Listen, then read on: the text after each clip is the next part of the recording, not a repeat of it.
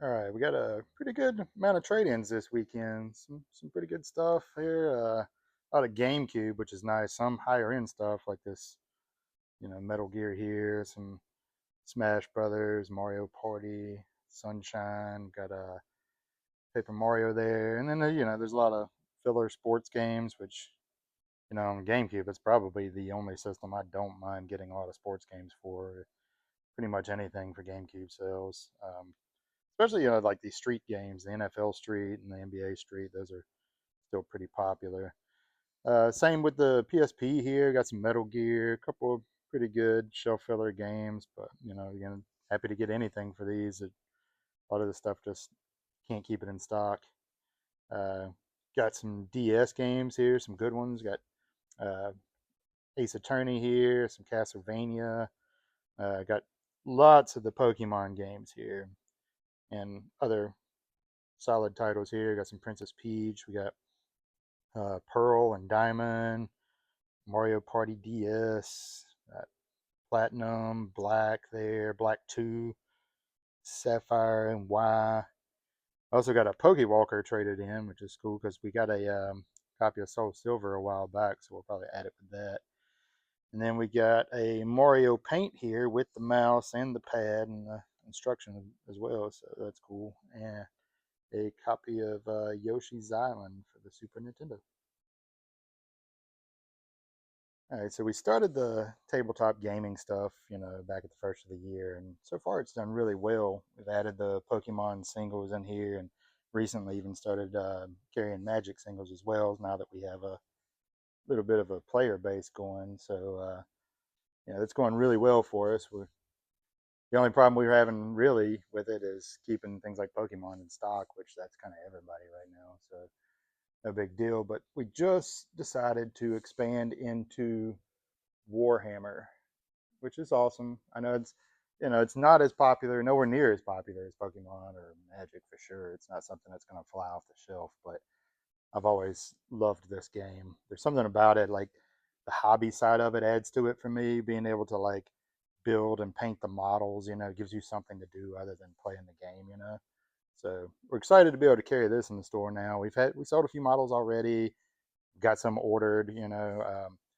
They actually Games Workshop's a pretty decent company to deal with. They give you a pretty good discount since you're buying straight from them and not like Magic cards you have to go through a third party on. So they're going to take their cut out of it. Whereas with Warhammer you're buying directly from Games Workshop, so you get a higher percentage of the profit, which means I'm able to offer a discount to our customers, and actually get models at a cheaper price than you would straight from Games Workshop. So hoping that incentivizes some people to play here. I know we used to have a card shop across town that had a Warhammer group, and they closed down a while back. So I'm hoping that some of those players find their way over.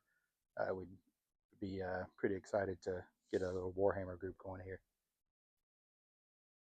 All right, we got a pretty cool trade in here today. These are some of the sideshow collectibles and hot toys kind of statues and figures here. They're uh, pretty expensive figures. We haven't had many of them here, only a couple, and so this is like the most we've ever had, especially at one time. But this one here is actually like from Marvel versus Capcom 3. It was like pretty limited. They only made like 750, and I think this is number 57 of that.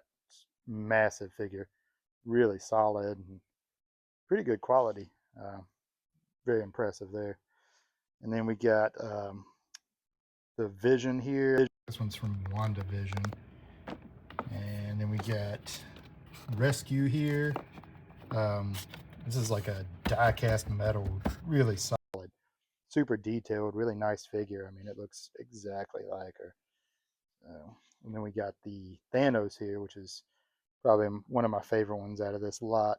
This guy's huge, got different, interchangeable heads and accessories, weapons, got the gauntlet there and everything.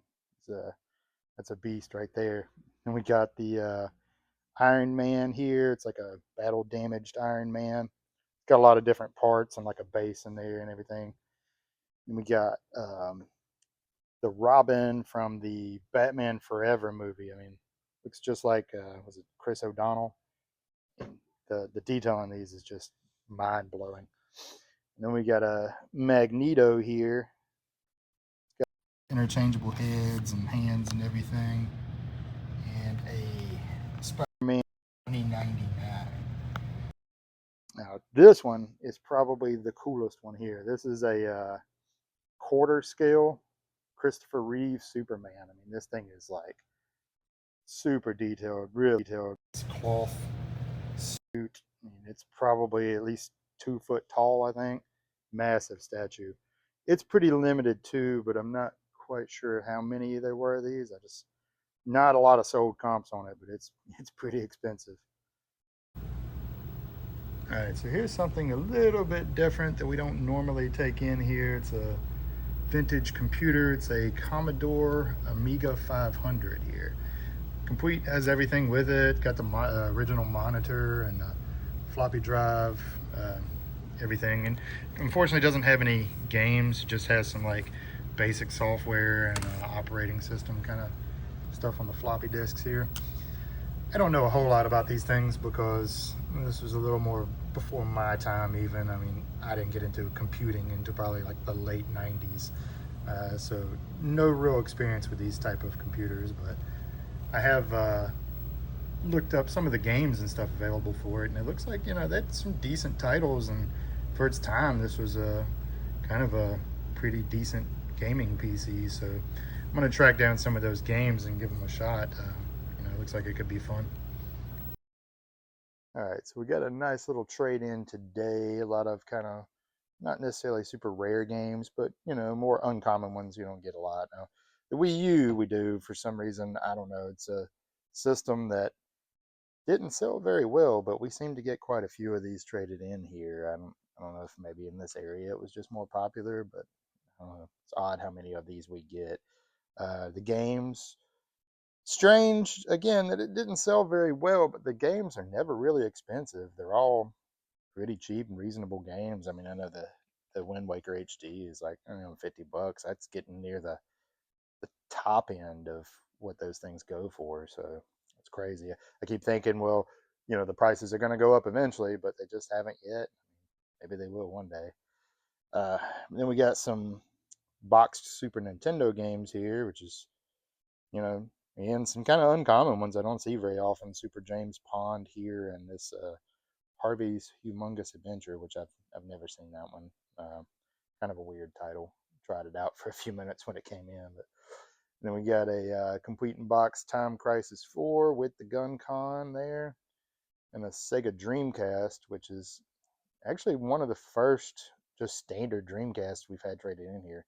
It's odd that like every one we've gotten has been some weird special edition or some rare Japanese variant. So it's kind of cool to get a regular, you know, US based system there. And we got Puppeteer for the PS3, which is, you know, a pretty uncommon game as well. Along with the Onimusha game here, that's not as common as the other ones. Got Tales of Symphonia and Mega Man Command Missions, which I'd never played this game before. Tried it out for a few minutes when we got it to test it, and it's actually kind of like a turn-based RPG style game, which is really strange for a Mega Man game. May have to, you know, play a little bit more of that to see how that is. And then we got a copy of Wind Waker on the GameCube as well. All right, so our Japanese import guy came back in with some more trades here recently. So here's some more wild stuff from Japan. We got this PlayStation 1 train controller. I think it's called like Densei Daigo, something like that. I don't know. It's a train simulator game. I've seen these before. It's always looked interesting to me, but never given it a shot. May have to now. And then we got a pocket station here. It's complete in the box with the, I guess this is some sort of game that works with it in conjunction. These things were kind of like a Dreamcast VMU, you know. I think they came out shortly afterwards. It's basically a fancy memory card that has kind of like a virtual pet type thing in it. And some games, I guess, when you play it, actually lets you play on it. I think there was like a Street Fighter game for it, some other simple, LCD type games. And then he also had a PSX here, which is crazy because this is the first time I've ever had one of these, for sure. These were it's kind of like a PlayStation 2 with, it has like almost like a PS3 dashboard to it, but it has its own built-in hard drive, does like DVR type things. I believe you can even burn DVDs with it. Pretty unique item here.